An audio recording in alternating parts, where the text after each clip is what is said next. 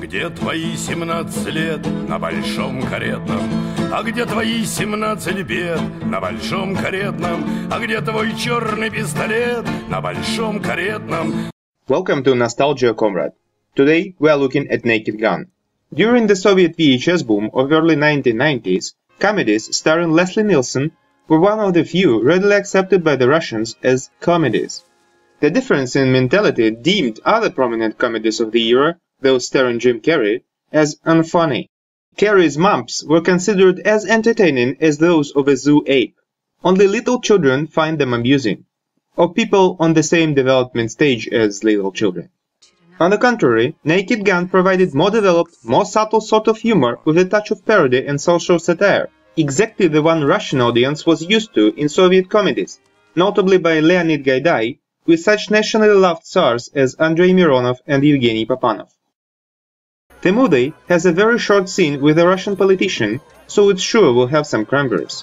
I won't comment on other members of this evil summit, even though they are also stereotypically grotesque. I also admit this is a comedy, but none of the Kranberries seem to be done on purpose as they don't add up to the overall humor of the scene. So here's our Kranberry, Mikhail Gorbachev. The movie was shot in 1988, exactly the year Gorbachev became the first, and obviously last and only, president of the Soviet Union. A lot of nostalgic Russians blame the collapse of Soviet Union solely on Mikhail Gorbachev. This is by no means fair. First, the inevitable collapse of the whole communist experiment, a purely economics one, became obvious in the early 1960s. But the start of shelf oil extraction prolonged the agony.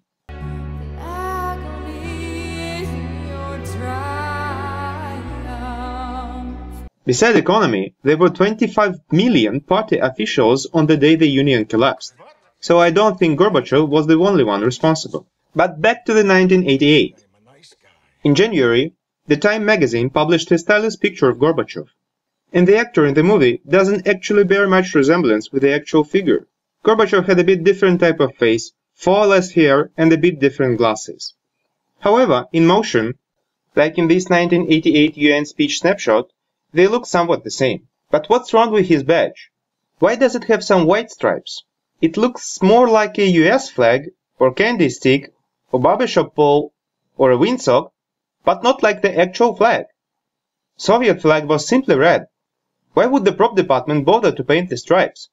Or did they just got any badge from the local shop? In this shot, his hair appears to be somewhat curly. Real-life Gorbachev had straight hair. And of course, this scene. The famous port wine spot became a Gorbachev image trademark. In fact, planet Earth even emerged an island as a tribute to this historical spot. Of course, Gorbachev had access to world's best surgeons, but always opted out of removing the spot, thinking people should be more concerned about his deeds, not his looks. A wise man indeed. This completes this review. See you next time.